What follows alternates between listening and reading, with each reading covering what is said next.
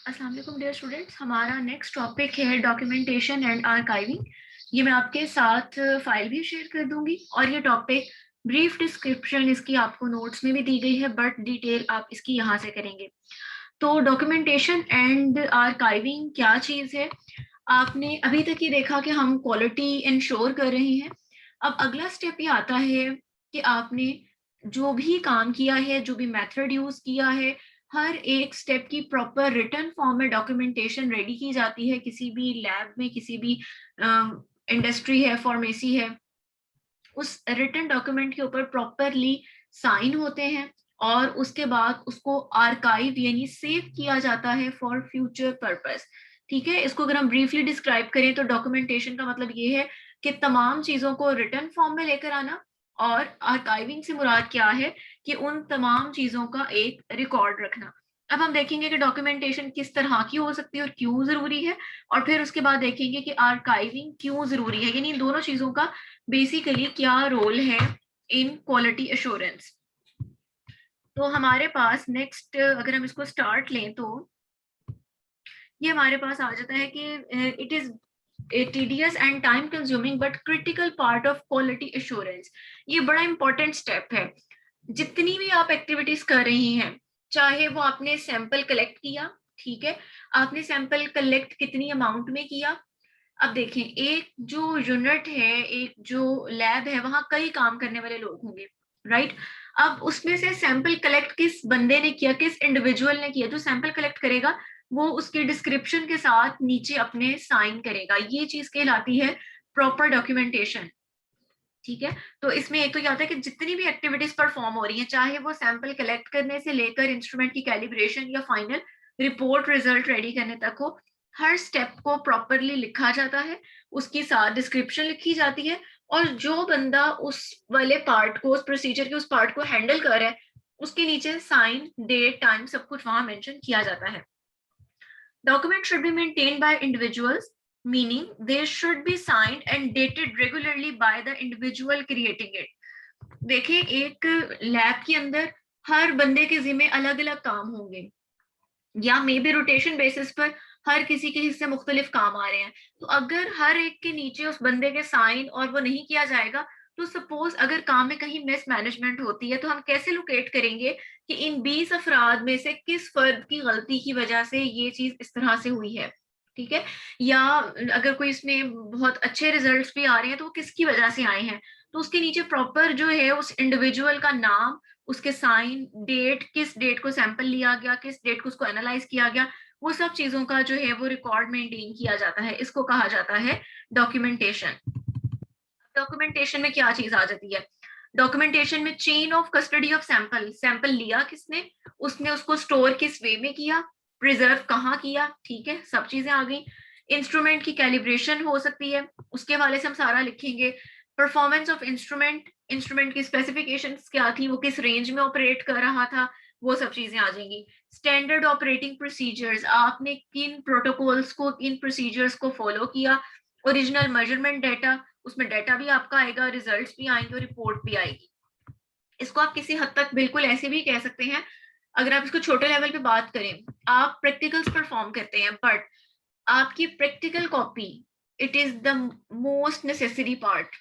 ठीक है, तो कोई भी जो प्रैक्टिकल सब्जेक्ट है वो प्रैक्टिकल नोटबुक के बगैर कंप्लीट नहीं होता। तो प्रैक्टिकल नोटबुक बेसिकली क्या है? वो आपकी एक रिटर्न डॉक्यूमेंटेशन होती है। उसमें आप क्या बताते हैं? मेरा टाइटल ये था, मैंने प्रोसीजर ये फॉलो किया, मेरी कैलकुलेशंस ये थी, मेरे रिजल्ट्स ये आए। ठीक हो गया। तो ये बेसिकली क्या है? डॉक्यूमेंटेशन एक तरह से आप कह लें, अगर मैं इसको आप छोटे लेवल पे समझाने की बात करूं, तो डॉक्यूमेंटेशन क्या है? आपका एक पूरा रिकॉर्ड है कि हमने क्या काम किया है। बट अगर हम इसकी बात करें एक किसी ऑर्गेनाइजेशन के लेवल पे, तो वहां पर उसमें हर एक स्टेप के ऊपर डेट, वहां उसके सिग्नेचर, किस इंडिविजुअल ने किया, वो चीजें बहुत ज्यादा जो होती हैं सेंसिटिव होती हैं, जिनको मस्ट ख्याल उनका रखा जाना चाहिए। नेक्स्ट आ जाता है डॉक्यूमेंटेशन जो है, ये आपका कोई भी ऐसा मटेरियल हो सकता है, लिखा हुआ communicable material, that is used to describe, explain और instruct about an object, system और प्रोसीजर। डॉक्यूमेंटेशन का मतलब क्या है? आपका ऐसा मटेरियल, ऐसा कंटेंट जिससे ये एक्सप्लेन हो जाए, ये बयान हो जाए कि आपने इस चीज को लेकर क्या क्या काम किया है, किस मेथड को ऑप्ट किया है, किस तरह से कैलकुलेशंस की हैं, वो चीज आपकी क्या है, डॉक्यूमेंटेशन है। ठीक है। और उसके बाद आ जाता है कि आपने जो भी प्रोसीजर था, इंस्ट्रूमेंट था, उसको मेंटेन कैसे किया, इंस्टॉल कैसे किया, उसके बारे में ईच एंड एवरीथिंग। ठीक है। अगर हम कहते हैं कि ये जुबानी पता है, no, it must be in written form, written या किसी भी डॉक्यूमेंट्री की फॉर्म में उसका होना जरूरी है। उसके बाद हमारे पास आ जाता है फॉर्म्स ऑफ डॉक्यूमेंटेशन। डॉक्यूमेंटेशन जो है वो डिफरेंट तरह की हो सकती है डिफरेंट केसेस में। अगर आपकी कोई साइंटिफिक स्टडी है, फॉर एग्जांपल, अब इसकी मैं एक मिसाल देती हूँ। अगर मैंने आपकी लैब के लेवल पे बात की तो आपकी डॉक्यूमेंटेशन क्या होगी, आपकी प्रैक्टिकल नोटबुक होगी। ठीक हो गया। अगर आप रिसर्च वर्क कर रहे हैं for the purpose of a degree, तो आपकी डॉक्यूमेंटेशन क्या होगी, it would be your thesis. और अगर आप जो है कर रहे हैं, किसी ऑर्गेनाइजेशन में काम कर रहे हैं, तो फिर वो आपका जो होगा, उस ऑर्गेनाइजेशन का जो साइंटिफिक मैनुअल होगा, उसमें आपका जो है वो आपकी रिटर्न जो है वो आपकी डॉक्यूमेंटेशन कहलाएगी। अगर आप जो है वो कोई रिसर्च आर्टिकल पब्लिश कर रहे हैं, तो वो रिसर्च आर्टिकल भी एक तरह से आपकी क्या है, it is a form of your documentation. तो उसकी डॉक्यूमेंटेशन की फॉर्म कोई भी हो सकती है। अगर आपने कोई एनालिसिस किया, अगर आप किसी फोरेंसिक लैब में काम कर रहे हैं और आप कोई सैंपल्स को एनालाइज करके कोई रिपोर्ट रेडी करके दे रहे हैं, तो वो एक लीगल स्टडी है, वो एक लीगल केस है, जिसकी बेस पर हो सकता है कि क्रिमिनल्स के डिसीजंस लिए जाएं। ठीक है। तो वो भी एक डॉक्यूमेंट है, आपने रिपोर्ट रेडी करके भेजी है। तो आपकी रिपोर्ट, आपकी डॉक्यूमेंटेशन हो किसी भी फॉर्म में सकती है। वो कोई लीगल केस हो सकता है, कोई साइंटिफिक स्टडी हो सकती है, आर्ट कलेक्शन, कंप्यूटर सॉफ्टवेयर, किसी भी किस्म की वो चीज हो सकती है। मकसद क्या है कि वो आपके पास एक जुबानी चीज नहीं है, बल्कि एक उसका प्रॉपर रिटन फॉर्मेट है। In case of computer software, these forms commonly include printed materials, plain text file, web pages, audio and video files built in documentation. ठीक है, किसी भी फॉर्म में हो सकता है, ऑडियो वीडियो फाइल्स, कोई उसकी रिटर्न। लेकिन अगर ऑडियो वीडियो फाइल है तो वो अकेली ऑडियो वीडियो फाइल नहीं होगी, वो असिस्ट कर रही होगी आपके डॉक्यूमेंट की एक्सप्लेनेशन में। किसी वर्ड की फाइल है, उसके अंदर ऑडियो या वीडियो आपकी उस चीज को डिस्क्राइब करने में क्या कर रही होगी, हेल्प कर रही होगी। अच्छा, अब आता है कि डॉक्यूमेंटेशन का पर्पस क्या है। देखिए, to enable the users to understand, explain, evaluate and improve procedures, process, information system and internal controls। पहली बात तो ये, आप अगर खुद भी अपने पास रिकॉर्ड नहीं रखेंगे, एम्प्लॉयज के पास भी अगर रिकॉर्ड नहीं होगा, तो आप खुद भूल जाएंगे कि मैंने पिछले साल इस मेथड में इस चीज को एनालाइज करने के लिए क्या चीजें ऑप्ट की थी। ठीक है। तो ये जो आपके लिए भी जरूरी है। अगर आपकी रिसर्च टीम में कोई नया बंदा आता है और आप उसको गाइड करना चाहते हैं, तो आप सिंपली उसको डॉक्यूमेंटेशन दिखाएंगे और उसको वो थॉरली रीड करने के बाद आइडिया ले सकता है कि मुझे किस तरह से काम करना है। ठीक हो गया। इसके अलावा अगर आपको लगता है कि मेरे मेथड में कहीं कोई गलती आ रही है, इसमें कोई इम्प्रूवमेंट होनी चाहिए, तो आपके सामने अगर रिटर्न फॉर्म में होगा, तो आप पहले वाला देख के कंपेयर करके उसके अंदर नई जो है वो मॉडिफिकेशन चेंजेस कर सकते हैं। तो बेसिकली ये यूजर के लिए, एम्प्लॉयज के लिए, अपने खुद के लिए भी क्या है, डॉक्यूमेंटेशन का होना बहुत ज्यादा जरूरी है। बिल्कुल वैसे ही कि अगर आप प्रैक्टिकल परफॉर्म करके लैब से चले जाएं और आपके पास कोई प्रैक्टिकल नोटबुक, आपने ऑल्दो के बहुत अच्छे से परफॉर्म किया है, बट आपके पास उसका कोई रिकॉर्ड कुछ मौजूद नहीं है, और मैं आपसे 6 माह बाद एग्जाम लेती हूँ और मैं आपसे पूछती हूँ कि उसकी थ्योरी बताएं, उसमें आपने क्या परफॉर्म किया था, फॉर्मूला कौन सा लगाया था। तो हो सकता है कि आपने जिस डे पे परफॉर्म किया था तब आपके माइंड में सब चीजें थी, बट अब जब मैं आपसे पूछ रही हूँ तो आपको कुछ भी याद नहीं है। इसके कंपैरिजन में अगर आपने वही सब परफॉर्म करने के बाद अगर उसको कहीं प्रॉपरली लिखा होता, तो आप उसको एक नजर डाल के ही मुझे ब्रीफ कर सकते हैं कि ये मैंने इसके अंदर किया था। तो इट मीन्स कि ये यूजर के लिए, अपने उस बंदे के लिए बहुत ज्यादा जो है वो नेसेसरी है। टू ट्रेन पर्सनल्स, अगर आपके पास कोई नए बंदे आते हैं, अगर आप उनकी ट्रेनिंग करना चाह रहे हैं रिगार्डिंग योर वर्क, तो आप उसमें भी हेल्प आउट कर सकते हैं उस डॉक्यूमेंटेशन की हेल्प से। To understand the system and to evaluate the systems control, ये चेक करने के लिए, जैसे आपने कल भी पढ़ा था कि क्या हमारी क्वालिटी मेंटेन हो रही है नहीं हो रही, आप उनको चेक करना चाहते हो, तो सबसे पहले आप क्या करेंगे, आप डॉक्यूमेंटेशन देखेंगे कि क्या सैंपल तो नहीं गलत तरीके से कलेक्ट किया जा रहा, मेथड कौन सा यूज हो रहा है, इंस्ट्रूमेंट कैलिब्रेट था नहीं था, वो सारी इंफॉर्मेशन इसके अंदर दी हुई है। इससे आपको जो है वो पता लगेगा कि सिस्टम हमारा सही काम कर रहा है कि नहीं कर रहा। अब इसके फायदे क्या हैं। अगर तो आपने गुड डॉक्यूमेंटेशन की हुई है with regard to computer software, it can make it easier to use, save user time, frustration and money. अगर आपने अच्छे तरीके से अपना डाटा अगर ऑनलाइन रखा हुआ है, सॉरी सॉफ्ट फॉर्म में अगर रखा हुआ है, तो आपके लिए बहुत आसानी, आप कभी भी किसी भी टाइम पे भी जितना मर्जी पुराना डाटा अगर आपको चाहिए, आप आराम से उसको क्या कर सकते हैं, देख सकते हैं। सपोज मैंने कोई काम 2012 में किया, ठीक है, मुझे इस टाइम उसमें से कुछ देखना है कि मैंने वो मेथड किस तरह परफॉर्म किया, तो मैं सिंपली क्या करूंगी, अगर मैंने उसको सॉफ्ट फॉर्म में कंप्यूटर पे सेव किया हुआ है, तो मैं उसको सिंपली सर्च करके ढूंढ लूंगी और मैं वहां से उसको क्या कर लूंगी, फॉलो कर लूंगी। फिर उसके मुताबिक आप क्या कर सकते हैं, can be use in improving, extending, updating of software and your work. फिर आप उसके मुताबिक अपने काम में जो भी इंप्रूवमेंट लेकर आना चाहते हैं, you can do. Bad document include incompleteness, lack of clarity, inaccuracy, obsolete, difficulty in access. Bad documentation क्या होगी, इनकम्प्लीट है, आपने लिखा ही नहीं हुआ कि सैंपल किस डेट को लिया, किस तरह से लिया। लैक ऑफ क्लैरिटी, आपने वाजिया ही नहीं किया कि कौन सा फॉर्मूला लगा के कैलकुलेशंस की। इनएक्यूरेसी, गलत मेथड, गलत इंस्ट्रूमेंट कैलिब्रेट नहीं था, ठीक हो गया, कोई कैलकुलेशंस में गलती आ रही, कुछ भी हो सकता है। ऑब्सोलीट, कोई आप ऐसा मेथड, कोई ऐसी चीज यूज कर रहे हैं जो कि जिसका इस्तेमाल ही अब खत्म हो चुका है, ठीक है। डिफिकल्टी इन एक्सेस, आपने डॉक्यूमेंटेशन तो सारी की हुई है लेकिन आपको वो मिल ही नहीं रही, ठीक है, आपने प्रैक्टिकल नोटबुक सारी रेडी की हुई है, प्रैक्टिकल नोटबुक ही नहीं मिल रही, ठीक है, तो आपकी तो वो पहुंच में नहीं है ना। तो ये सब चीजें क्या आती हैं, बैड डॉक्यूमेंटेशन में आती हैं। Importance of document, used as evidence, एक तो ये आपके पास एज अ प्रूफ रहती है, ठीक है, कि आपने ये काम किस तरह से किया था। फॉर इंफॉर्मेशन, ठीक हो गया, इंफॉर्मेशन भी मिलेगी। Sharing ideas with from others, मैं आपसे, आपकी ही कोई फेलो कहती है कि तुमने ये काम किस तरह से परफॉर्म किया था, ठीक है, तो आप उसके सामने जो है अपनी रिसर्च मैनुअल, अपनी डॉक्यूमेंटेशन अगर उसको शो करेंगी, तो उससे आइडिया शेयर हो जाएगा, दूसरों को पता लगेगा कि आपने ये काम किस तरह से परफॉर्म किया था।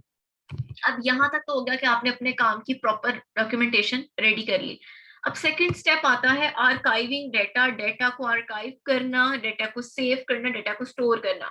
Data archiving is the process of saving data that is no longer actively used and keeping it retained that can be further used as reference.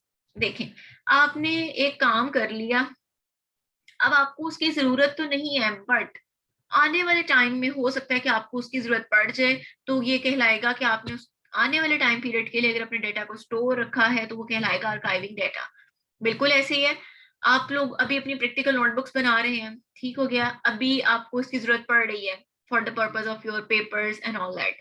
उसके बाद आपका सेशन खत्म हो गया, आपका बीएस खत्म हो गया, आप इसको अगर तो सेव रखते हैं, ठीक है, आपने इसको कहीं सेव रख दिया अपनी प्रैक्टिकल नोटबुक्स को, आने वाले 4 या 5, अभी आपको इसकी जरूरत नहीं है, बट 4 या 5 साल बाद आप किसी ऐसी जगह चली गई हैं जहां पर आपको सेम यही प्रैक्टिकल करने पड़ रहे हैं, सेम यही आपको जो है वो डेटा रिक्वायर है। अगर तो आपने अपने इन प्रैक्टिकल नोटबुक्स को सेव किया हुआ है, आप क्या करेंगी, आप आसानी से, आपको याद होगा कि मैंने फलां जगह पर इनको रखा था, आप उनको खोलेंगी, डाटा लेंगी और वो आपके लिए काफी हेल्पफुल होगा। और अगर आपने अपनी उसको वेस्ट कर दिया अपनी प्रैक्टिकल नोटबुक्स को, फिर अब आपके पास वो नहीं है, अब आपको नए सिरे से किसी से राब्ता करेंगे, कुछ करेंगे, जो भी करेंगे, आप क्या करेंगे, आपका अपना डाटा क्या हो चुका है, डाटा आपका वेस्ट है, ठीक है। तो डेटा आर्काइव इसीलिए किया जाता है कि फिलहाल तो इसकी जरूरत नहीं है, बट आने वाले टाइम में इसकी जरूरत पड़ सकती है। इसकी एक और एग्जांपल है, आपने किसी डीएनए के रिजल्ट की रिपोर्ट बनाकर, जो है डीएनए इन्वेस्टिगेशन की रिपोर्ट बनाकर सेंड कर दी है, उस पे सारी तहकीक सब कुछ हो गया, ठीक है, बट हो सकता है कि वो चूंकि एक आपका जो है वो लॉ से रिलेटेड एक क्राइम का सीन था, हो सकता है कि 10-12 साल के बाद उसके बारे में कोई और बंदा कुछ भी क्लेम कर दे, ठीक है, हो सकता है वो कोर्ट में केस दोबारा चला जाता है, दोबारा से आपसे वो रिपोर्ट उस ऑर्गेनाइजेशन से ली जाती है, तो उस ऑर्गेनाइजेशन के पास वो प्रीवियस डाटा होना चाहिए, ठीक है। अब पिछले 10-12 सालों में तो उसकी जरूरत नहीं पड़ी, बट जब जरूरत पड़े तो तब आपके पास, यू मस्ट बी एबल कि आप वो डेटा जो है वो उसको प्रोवाइड कर सकें। कभी भी वो आपको डाटा अपने फायदे के लिए चाहिए कि मैंने मेथड कौन सा यूज किया था, या किसी भी लीगल स्टडी या किसी के लिए भी चाहिए, तो आपका data should be preserve. Importance क्या है, पहली बात तो ये कि अगर आप डाटा को आर्काइव कर लेते हैं तो आप डाटा लॉस से बच जाते हैं, आपका डाटा वेस्ट नहीं जाता। Information that has not been archive could be lost forever, ठीक है, मैंने अपने कंप्यूटर पे कोई काम किया है, मैंने उसको प्रॉपरली सेव नहीं किया, वो हमेशा के लिए क्या हो जाएगा, वहां से उसका डेटा डिलीट हो जाएगा। तो आर्काइव डेटा क्या करता है, एम्प्लॉयज को हेल्प आउट करता है कि उनकी जो भी इंफॉर्मेशन है उसको सेव रखने में हेल्प करता है। नंबर वन तो इसका ये आ गया, डेटा लॉस से आप बच जाते हैं। लीगल रिक्वायरमेंट्स, जो मैंने अभी आपको एक्सप्लेन की बात, लीगल रीजंस टू, आपने कोई भी, आप किसी ब्रांड के बारे में आप कहते हैं कि जी इसके अंदर ये वाली प्रोडक्ट, ये जो इंग्रेडिएंट है ये सही नहीं है इसका इस्तेमाल, ठीक है, आपने अपनी रिसर्च कर ली, आपने डॉक्यूमेंटेशन सेंड कर दी, हो सकता है साल के बाद, 2 साल के बाद ये इशू उठे और वो कहेंगे किस लैब का ये रिजल्ट था, वो आपसे रिजल्ट दोबारा मांगे या उसके बारे में कोई भी आपसे इंफॉर्मेशन लेना चाहे, तो you must have that document. उसके बाद आ जाता है increase security, by securely archiving documents can keep track information and increase protection from unauthorized parties. बहुत सारी जगहों पर ऐसा होता है कि जो आपका डेटा होता है वो इंटायरली आपकी अपनी पोजेशन होता है, आप नहीं चाहते कि कोई थर्ड पार्टी, कोई और बंदा आपके डेटा को एक्सेस करे कि आप कौन से मेथड यूज कर रहे हैं आपकी।